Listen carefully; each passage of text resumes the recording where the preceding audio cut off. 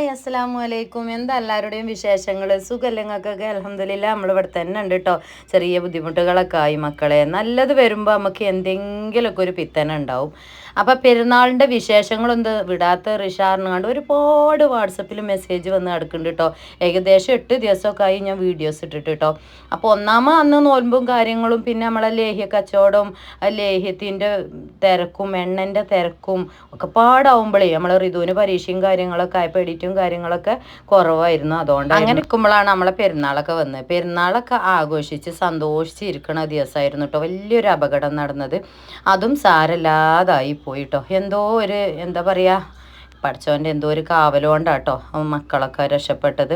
രണ്ടാമത്തെ ഒരു അപകടം ഉണ്ടായിട്ടോ. അമ്മ ഒന്ന് വീണു, ഉമ്മാൻ്റെ തലയ്ക്കൊന്ന് പൊട്ടി, ഡോക്ടറെ അടുത്ത് കൊണ്ടുപോയി. ഇപ്പോൾ കുഴപ്പമൊന്നുമില്ല, എന്നാലും അമ്മക്ക് വെയ്യ കേട്ടോ. അത് കഴിഞ്ഞ് കണ്ടാണ് ഇപ്പം എൻ്റെ കൈയൊന്ന് കേടന്നിക്കണം മക്കളെ. അതുകൊണ്ട് വീഡിയോ തീരെ ഇടാൻ വയ്യാത്ത വല്ലാത്തൊരവസ്ഥയായിട്ടോ. ഞാനൊന്ന് കാണിച്ച എൻ്റെ വീഡിയോസിൽ കേട്ടോ. കൈ അനക്കാൻ വയ്യ. അപ്പോൾ ഓരോ പിത്തനകൾ ഉണ്ടായിരുന്നു. അതുകൊണ്ടാണ് വീഡിയോസും കാര്യങ്ങളൊന്നും വരാഞ്ഞത് എന്ന് പറയാം. പെരുന്നാളൊക്കെ ആഘോഷിച്ച് ഭയങ്കര സന്തോഷത്തിൽ കിടക്കുമായിരുന്നു കേട്ടോ.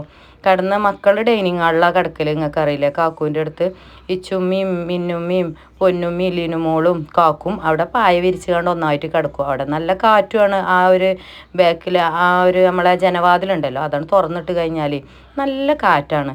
അപ്പോൾ അവിടെ കിടക്കും. ഞാൻ അവിടെ കിടക്കാൻ സ്ഥലമില്ലാത്തതുകൊണ്ട് റൂമിലുമാണ് കിടക്കൽ കേട്ടോ.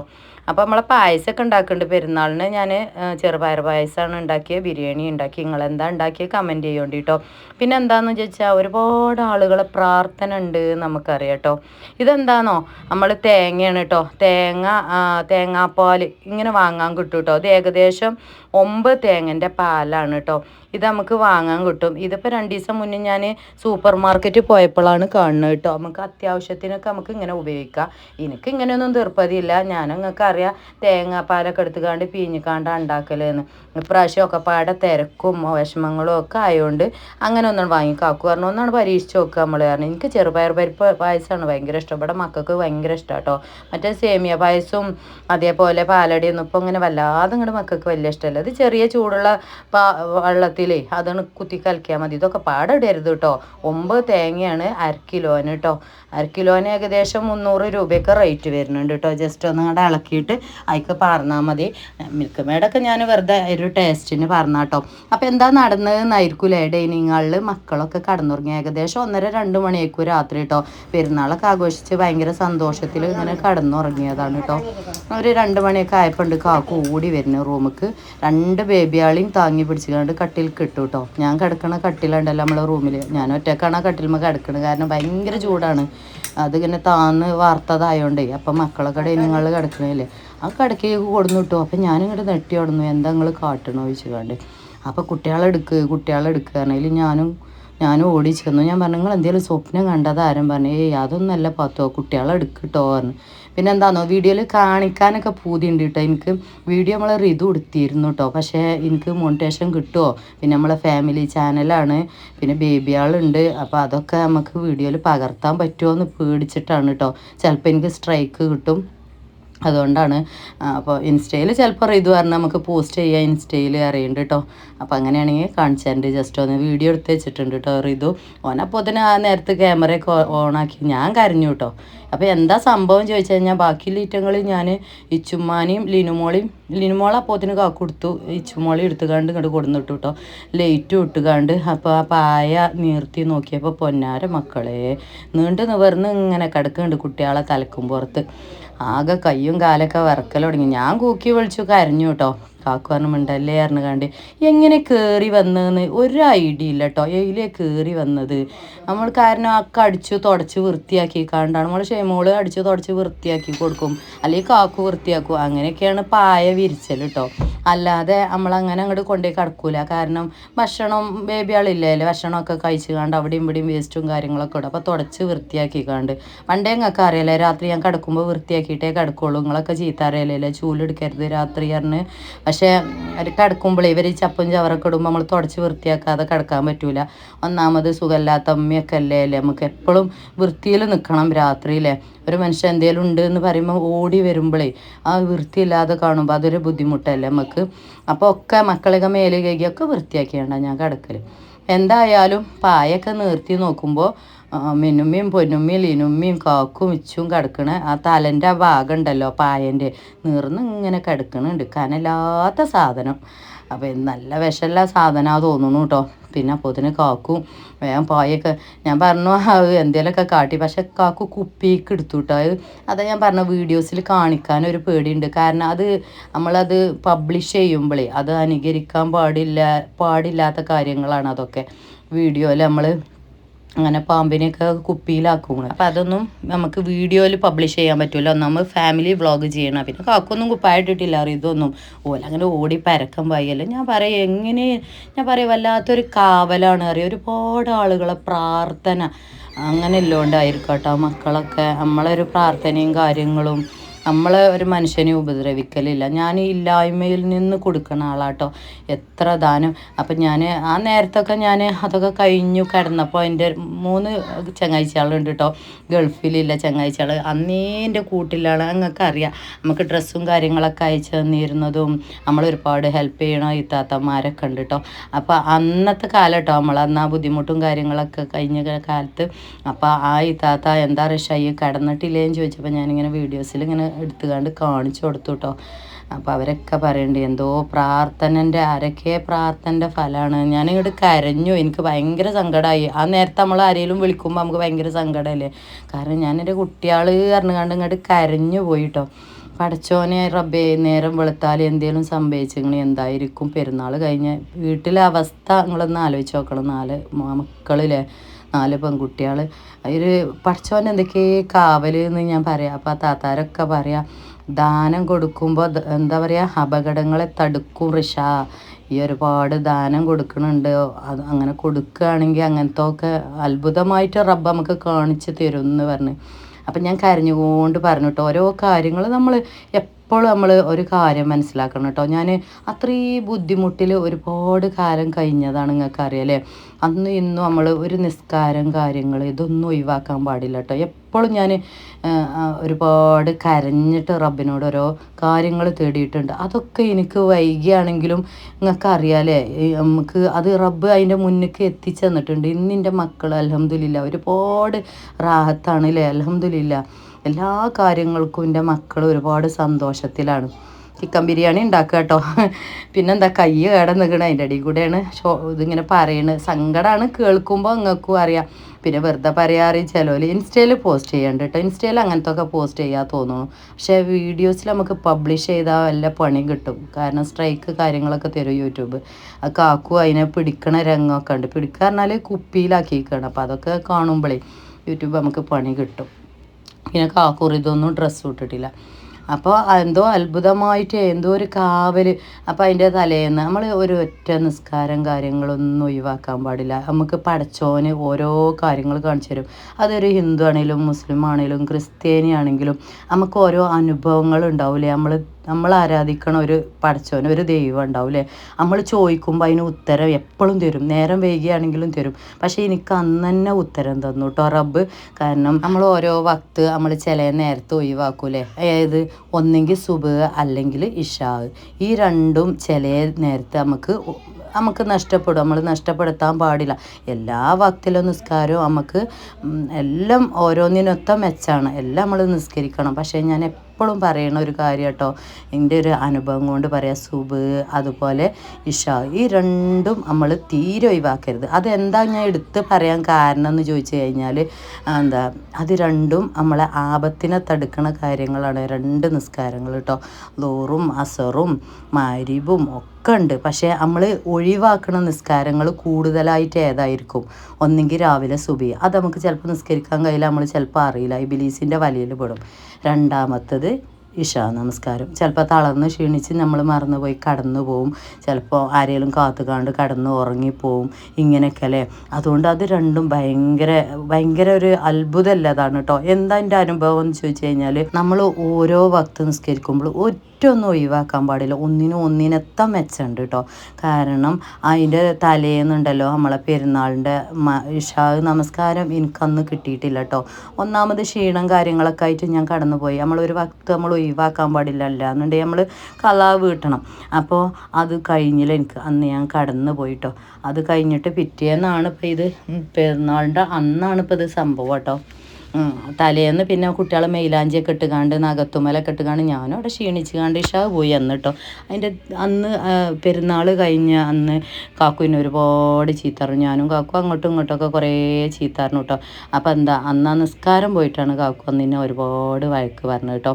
അതുകൊണ്ട് തന്നെ ഞാനും ഇഷാവൊക്കെ വേഗം കുളി കഴിഞ്ഞ് വേഗം നിസ്കാരം ഇനിയിപ്പോൾ വേഗം നിസ്കരിക്കട്ടെ, അല്ലെങ്കിൽ നമ്മൾ തളർന്ന് ക്ഷീണിച്ച് കടന്നുറങ്ങും കരുതികാണ്ട് വേഗം നിസ്കാരമൊക്കെ കഴിഞ്ഞുകാണ്ട് ഒരുപാട് ദുആ ചെയ്തു അന്ന് ഞാൻ കേട്ടോ. കാരണം കഴിഞ്ഞ പെരുന്നാളിൽ നിങ്ങൾക്ക് അറിയാമല്ലേ, ഒരുപാട് സങ്കടത്തിലാണ്. ഒരുപാട് ആളുകൾ ഹെൽപ്പ് ചെയ്യും കാര്യങ്ങളൊക്കെ ചെയ്തിട്ടാണ് അന്ന് നമ്മളെ ജീവിതം അല്ലേ.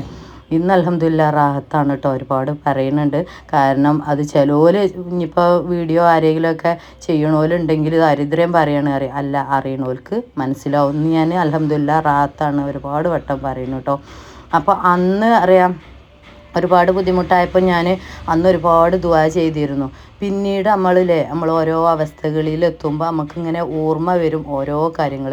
അതുകൊണ്ട് തന്നെ ഒരുപാട് പടച്ചോനോട് നന്ദി പറഞ്ഞു, ഒരുപാട് കരഞ്ഞു ഞാൻ കേട്ടോ. എൻ്റെ മക്കൾ അൽഹംദുലില്ലാ പടച്ചോനെ ഈ വിചാരിച്ചാൽ ഇത്രയല്ലേ ഉള്ളൂ ഒരു വർഷം കൊണ്ട്. ഞാനിന്നിപ്പോൾ എന്തായി അൽഹംദുലില്ലാ ഒരുപാട് റാഹത്തായി. ഇതൊക്കെ ദുആ ചെയ്ത് എൻ്റെ മക്കൾക്കും വേണ്ടി ഒരുപാട് പ്രാർത്ഥിച്ച് പ്രാർത്ഥന കഴിഞ്ഞിട്ടും ഞാൻ അങ്ങനെ നിസ്കാര കുപ്പായത്തിൽ ഇരിക്കുകയാണ് കേട്ടോ. അപ്പോഴാണ് ഞാൻ ആലോചിച്ച റബ്ബേ മക്കളെ ഇങ്ങനെ നമ്മൾ ദുആ ചെയ്യുമല്ലോ. അപ്പം ഞാനിങ്ങനെ ഒന്നും കൂടി ഞാനിത് പറഞ്ഞിട്ടില്ലേ, ഒന്നും കൂടി കൈ ഉയർത്തി ഞാൻ പറഞ്ഞു റബ്ബിനോട് കേട്ടോ, മക്കളെ വിഷജന്തുക്കളിൽ നിന്ന് രക്ഷിക്കാനും. അപ്പോൾ പടച്ചവനായിട്ട് തോന്നിച്ചതായിരിക്കും, പ്രാർത്ഥനയിൽ അത് വിട്ടുപോയി ഞാൻ. അത് കഴിഞ്ഞുകാണ്ട് കടന്നുറങ്ങിയതാണ്. അപ്പോൾ നമ്മൾ ഏത് പ്രാർത്ഥനയ്ക്കും റബ്ബ് ഉത്തരം നൽകും. നമ്മൾ ആ ഒരു പ്രാർത്ഥന ഞാൻ അപ്പം ആ റബ്ബിനോട് രണ്ടാമതിലെ കൈ ഉയർത്തി പ്രാർത്ഥിച്ചു. ആദ്യത്തെ പ്രാർത്ഥനയിൽ മറന്ന് സ്കാരകുപ്പായ ഊരാൻ നിൽക്കുന്നപ്പോഴാണ് ഞാൻ ഇങ്ങനത്തെ ഒന്നും പ്രാർത്ഥിച്ചിട്ടില്ല. നമ്മൾ ഓരോ ചിന്തയിലാരല്ലോ. കാരണം നമ്മൾ ആ പഴയ അവസ്ഥകളൊക്കെ പറഞ്ഞ് ഇങ്ങനെ കരഞ്ഞുകാണ്ട് ദുആ ചെയ്ത് ഞാൻ നിർത്തി. പിന്നെയാണ് മക്കൾക്കും വേണ്ടി ഞാൻ ദുആ ചെയ്തില്ലേ എഴുതികാണ്ട് രണ്ടാമത് കരമുയർത്തി. നമ്മളെ ഉമ്മമാർ പ്രാർത്ഥിച്ചാലില്ലേ റബ്ബ് വിളി കേൾക്കും.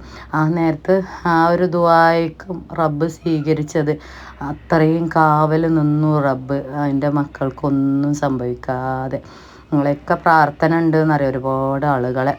അപ്പോൾ അത്രയും ഭയങ്കര സങ്കടമായിരുന്നു 2-3 ദിവസം പറയാൻ. എനിക്ക് ഭയങ്കര മനസ്സിക്ക് ഉണ്ടാവുമല്ലോ, നമുക്ക് ഭയങ്കര വിഷമം. രണ്ടാളുകൾക്ക് ഞാനത് ഷെയർ ചെയ്ത് കൊടുത്തു കേട്ടോ. ഇത് വീഡിയോ ഒക്കെ എടുത്തപ്പോൾ പറഞ്ഞു.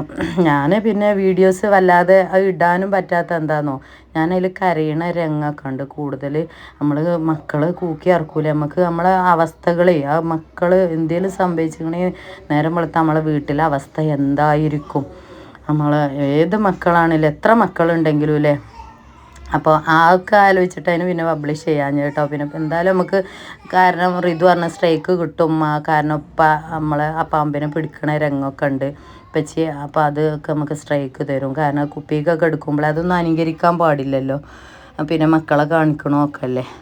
അപ്പോൾ എന്തായാലും അൽഹംദുലില്ലാ ഇപ്പം അന്ന് ഭയങ്കര സന്തോഷമുണ്ട്. ആ ഒരു കാര്യമൊക്കെ കഴിഞ്ഞു, ഒന്നും ഇല്ലാതെ റാഹത്തായി. അതൊക്കെ കഴിഞ്ഞ് അതിൻ്റെ ഇടയിലാണ് പിന്നെ ഉമ്മ ഒന്ന് വീണു, എൻ്റെ കൈയൊന്ന് കേടുന്നു. അപ്പോൾ അതാണ് വീഡിയോസൊന്നും 10 ദിവസമായിട്ടും വരാത്തത് കേട്ടോ.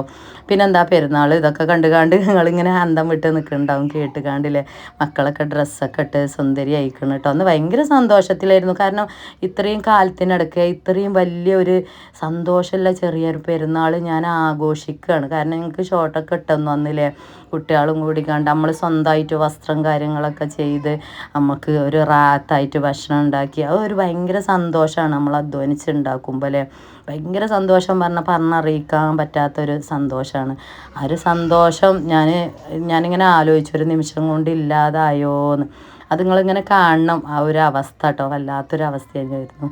അത്രയും പറഞ്ഞുകൊണ്ട് നിങ്ങൾക്ക് വിഷമമാവൂലേ. കുറേ പറയുമ്പോൾ മക്കളെയൊക്കെ കാണിച്ചു തന്നില്ലേ. ഞാൻ പെരുന്നാളൊക്കെ ആഘോഷിച്ചു. അതിൽ ബിരിയാണിയൊക്കെ വിളമ്പണുണ്ട്. അതൊക്കെ കാണിട്ടോ. പുഡിങ് ഉണ്ടാക്കി. ഞാൻ എന്താ കാര്യം ചോദിച്ചു, പുഡിങ് ഉണ്ടാക്കി. മക്കൾക്ക് ഭയങ്കര ഇഷ്ടമാണ് പുഡിങ് കേട്ടോ. ചെറുപയർ പായസവും പുഡിങ്ങും ബിരിയാണിയും ഒക്കെ ഉണ്ടാക്കി പറയാം.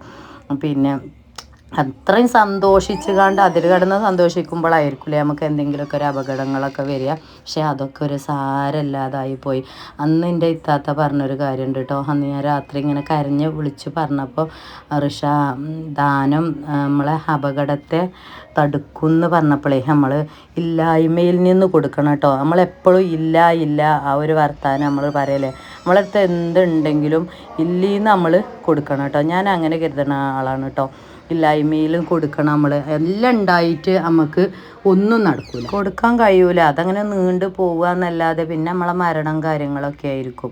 പിന്നെ നമ്മളെ മക്കളൊക്കെ നമുക്ക് എന്തെങ്കിലും ചെയ്ത് തന്നെങ്കിൽ കിട്ടിയില്ലേ. അപ്പം ജീവിച്ചിരിക്കണ കാലം നമ്മൾ അധ്വാനിക്കുമ്പോൾ അതിനൊരു പങ്ക് അത് ഞാനായിട്ടല്ല നിങ്ങളായാലും കൊടുക്കണം. എല്ലാവരും ദാന അപകടങ്ങളെയൊക്കെ തടുക്കൂട്ടോ. അതൊക്കെ ഒരു നല്ലൊരു വിശ്വാസത്തിൽ എപ്പോഴും എല്ലാവർക്കും വന്നു. അപ്പം നമ്മൾ പറഞ്ഞു തരൊന്നും വേണ്ട, എന്നാലും നിങ്ങളെ മനസ്സിൽ ഇരിക്കട്ടെ അതൊക്കെ പറയാം. അപ്പോൾ എപ്പോഴും നമ്മളൊരു കാര്യം ആലോചിക്കണം കേട്ടോ. 5 വക്തും നമുക്ക് ഫറലാണ്. അതെ, ഒരു വക്തും നമ്മൾ ഒഴിവാക്കാൻ പാടില്ല എല്ലാം. പക്ഷേ നമുക്ക് അതൊരു നിർബന്ധമുള്ളൊരു കാര്യം പറയുമ്പോൾ എല്ലാ വക്തും നമുക്ക് നിർബന്ധം. പക്ഷേ ആ 2 നിസ്കാരം നമ്മൾ എപ്പോഴും ഒഴിവാക്കണ കാര്യമാണ്. എന്തെങ്കിലുമൊക്കെ ഒരു പിത്തനെ പറഞ്ഞ് നമ്മൾ ഒഴിവാക്കൂലേ, സുബ്ഹ് അല്ലെങ്കിൽ നമുക്ക് കിട്ടൂല. അതേപോലെ ഇശാ രാവിലെ ആ സുബ്ഹ് നിസ്കാരം കാര്യങ്ങളൊക്കെ കഴിഞ്ഞ് നമ്മൾ അടുക്കളയിലേക്ക് ചെന്ന് അന്നത്തെ ഒരു പ്രാർത്ഥന വൈകുന്നേരം രാത്രി വരെ നമുക്ക് കിട്ടും. പടച്ചോൻ്റെ അടുത്തുനിന്ന് കാവൽ ചോദിച്ചാൽ തരാക്കൂല, റബ്ബ് തരും. എനിക്ക് എൻ്റെ ഒരു അനുഭവം കേട്ടോ. എന്ത് ചോദിച്ചാലും റബ്ബ് എനിക്ക് തരലുണ്ട്, ഇത്ര നേരം വൈകിയാലും. കാരണം നമ്മളെ മനസ്സ് ശുദ്ധമാണെങ്കിൽ നമുക്ക് റബ്ബ് തരും നേരം വൈകിയാലും. നിങ്ങൾക്ക് എൻ്റെ അനുഭവങ്ങൾ അറിയാം. അപ്പോൾ ആ രാവിലത്തെ നിസ്കാരം ഒഴിവാക്കാതെ നമ്മൾ സുബഹി നിസ്കരിച്ച് കഴിഞ്ഞാൽ രാത്രി ഇശാ വരെ റബ്ബിന് നമുക്ക് കാവൽ തരും. ഇനി ഇശാ നിസ്കരിച്ചാലോ നേരം വെളുക്കോളം അതേപോലെ റബ്ബ് നമുക്ക് കാവലിനെ തേടും. റബ്ബ് മലക്കുകളെ കൊണ്ട് കാവലിരുത്തുമല്ലോ നമ്മൾ മദ്രസിലൊക്കെ പഠിച്ചതല്ലേ. കാരണം ഞാൻ അന്നും നിസ്കരിക്കാതെ കിടന്നുകിടന്ന് നിങ്ങൾ ആലോചിച്ച് നോക്കിയാൽ എല്ലാം ഒരു വക്ത് പോലും നമ്മൾ ഒഴിവാക്കാൻ പാടില്ല. കാരണം ആ ഒരു പ്രാർത്ഥന രണ്ടാമത് കരമുയർത്തി ഞാനിങ്ങനെ നേരം വെളുക്കോളം എനിക്ക് ഉറങ്ങാൻ കഴിഞ്ഞിട്ടില്ല കേട്ടോ. കാരണം നമുക്കൊരു അനുഭവം വരുമ്പോൾ നമുക്ക് പിന്നെ കണ്ണിങ്ങനെ 4 ഭാഗം പോവുമല്ലേ. കുട്ടികളെ തലക്കും പുറത്ത് ഇങ്ങനെ നീണ്ട് നിവർന്ന് ഇങ്ങനെ കിടക്കുമ്പോൾ കുട്ടികളെ കയ്യോ കാലോ ഒന്ന് തട്ടിയാൽ പോയില്ലേ. എന്നാൽ തന്നെ കാക്കൂനൊരു സംശയം ഉണ്ടായിരുന്നു കേട്ടോ. കാക്കൂന് എങ്ങനെയാണ് അറിഞ്ഞത് ചോദിച്ചു കഴിഞ്ഞാൽ, കാക്കു നല്ല ഉറക്കമാണ്. 1:30 മണി 2 മണിയായില്ലേ. കയ്യുമ്മ കൂടെ ഇങ്ങനെ എന്തോ അരിച്ചു പോണ പോലെ തോന്നിയിരിക്കണ് കാക്കൂന്. അപ്പോൾ ആ കാക്കു പറഞ്ഞു ഉറക്കത്തിലായതുകൊണ്ട് ഞാൻ ഇതായി. പിന്നെ എനിക്ക് ഇങ്ങോട്ട് പെട്ടെന്ന് ഉണർന്നതാണ്. പടച്ചോനായിട്ട് ഇങ്ങോട്ട് തോന്നിപ്പിക്കുമല്ലോ നമുക്ക് എന്തെങ്കിലും ഉണ്ട് എന്ന്. സാധനമൊന്നും കാണുന്നില്ല, കാരണം രാത്രിയല്ലേ, ഇരുട്ടല്ലേ. ആ ഇരുട്ടത്തുനിന്ന് തന്നെയാണ് കുട്ടികളെ പൊക്കിക്കാണ്ട് കാക്കു ബെഡ്ക്ക് കൊടുന്നിട്ടു കേട്ടോ. എന്തായാലും പടച്ചോൻ്റെ ഒരു നല്ല കാവൽ, നിങ്ങളൊക്കെ ഒരു പ്രാർത്ഥനയും കാര്യങ്ങളും ഒക്കെ ഉണ്ട്. അൽഹംദുലില്ലാ ഒരുപാട് സന്തോഷവതിയാണ് ഞാൻ ആ ഒരു കാര്യങ്ങൾക്ക് കേട്ടോ. എപ്പോഴും എൻ്റെ റബ്ബിൻ്റെ കാവൽ എനിക്കുണ്ട്. അന്നും ഞാൻ കരമത്തെ റബ്ബിനോടെ തേടിയിട്ടുള്ളൂ കേട്ടോ. എപ്പോഴും ഏതൊരു കാര്യം ഒരുപാട് ആളുകൾ ഓരോ മെസ്സേജ് ഇട്ടുമ്പോഴും ഞാൻ എപ്പോഴും പറയില്ല, ഞാൻ എൻ്റെ റബ്ബിനോട് ചോദിക്കുന്നുണ്ട്. റബ്ബ് വൈകിയാണെങ്കിലും എനിക്ക് തരാതിരിക്കൂലെന്ന്. നമ്മൾ ആ ഒരു വിശ്വാസം എപ്പോഴും നമ്മൾ നിലനിർത്തണം. അല്ല നമ്മൾ റബ്ബ് തരുന്നില്ല എന്ന് കരുതി 4 വഴിക്ക് ഓടിക്കഴിഞ്ഞാൽ അത് കിട്ടൂല. റബ്ബ് പരീക്ഷിച്ചുകൊണ്ട് നിൽക്കും നമ്മളെ. ആരും എന്ത് പറഞ്ഞാലും ഞാൻ എപ്പോഴും അങ്ങനെ തന്നെ ചിന്തിക്കലുള്ളൂ കേട്ടോ. ആരെന്ത് എന്നോട് ആര് ഫാമിലിയിൽ നിന്നായാലും ഇനിയിപ്പോൾ നമ്മൾ യൂട്യൂബിൽ ഫ്രണ്ട്സിൽ നിന്നായാലും ഒക്കെ ഓരോ കാര്യങ്ങൾ അന്നത്തെ ബുദ്ധിമുട്ടിൽ എന്നോട് പറയുമ്പോൾ ഞാൻ പറയും റബ്ബിനോട് ചോദിക്കുന്നുണ്ട്, റബ്ബ് തരും നേരം വൈകിയാലും. പടച്ചവനോട് 5 വക്തിനും തേടുന്നുണ്ട്, കരഞ്ഞുകൊണ്ട് തേടുന്നുണ്ട്. അന്നൊക്കെ ഓരോരുത്തരും എനിക്ക് മെസ്സേജ് ഇടും, തഹജ്ജുദ് നിസ്കരിച്ച് ദുആ ചെയ്യുക. അന്നൊക്കെ ഒരുപാട് ദുആ ചെയ്തു. അതിനൊക്കെ എനിക്ക് പ്രതിഫലം റബ്ബ് കാണിച്ചു തന്നിട്ടുണ്ട്. അതിൻ്റെ ഒരു വിജയം തന്നെയാണ് ഈ ഒരു കാണുന്നതൊക്കെ. പിന്നെന്താ മാലയും വളയൊക്കെ ഇട്ട് കൊടുക്കുകയാണ് കേട്ടോ. മാല വള ബേബിയൊക്കെ 2ആൾക്കും കൊടുത്ത ഡ്രസ്സുകൾ കണ്ടുക്കൂലേ. ലിനുമോൾക്ക് പിന്നെ അങ്ങനെ ഒരു ഡ്രസ്സ് കൊടുത്തു കേട്ടോ. കാരണം ഓളെ മുടിയൊക്കെ അങ്ങനെ വെട്ടിയതല്ലേ. അപ്പോൾ ഒന്നാമത് ഓള് പകുതി വെട്ടിയതാണ്, ബാക്കി ഞാനും വെട്ടി, ബാക്കി ബ്യൂട്ടി പാർലറാരും വെട്ടി കേട്ടോ. ഇച്ചുമോളുടെ ഡ്രസ്സ് കണ്ടോ, നിങ്ങൾക്ക് ഇഷ്ടമായോ? ഞാനും ഉമ്മാക്കൊരു മാക്സിയും വാങ്ങി, എനിക്കൊരു മാക്സിയും വാങ്ങി. പിന്നെ കാക്കൂൻ്റെ ഉമ്മാക്കും കാക്കൂൻ്റെ ഉപ്പാക്കും കേട്ടോ. നമുക്ക് ആ ഒരു ഉപ്പമാരെ പ്രാർത്ഥന. എനിക്ക് ഉപ്പല്ല, ഉപ്പ മരിച്ചു പോയി കേട്ടോ. നമുക്കറിയാം ഉപ്പ മരിച്ചു പോയതാണ്, ഉമ്മൻ്റെ അടുത്താണ്. അപ്പോൾ അന്നും ഇന്നും ഞങ്ങളെ കൊണ്ട് കഴിയുന്ന ഒരു സഹായം ഞങ്ങളെപ്പോഴും നമ്മളെ മാതാപിതാക്കന്മാർക്ക് എപ്പോഴും നമ്മൾ കൊടുക്കണം. കാരണം അവരൊരു ദുആ അറിയണം, അതൊരു വല്ലാത്തൊരു ദുആ ആണ്.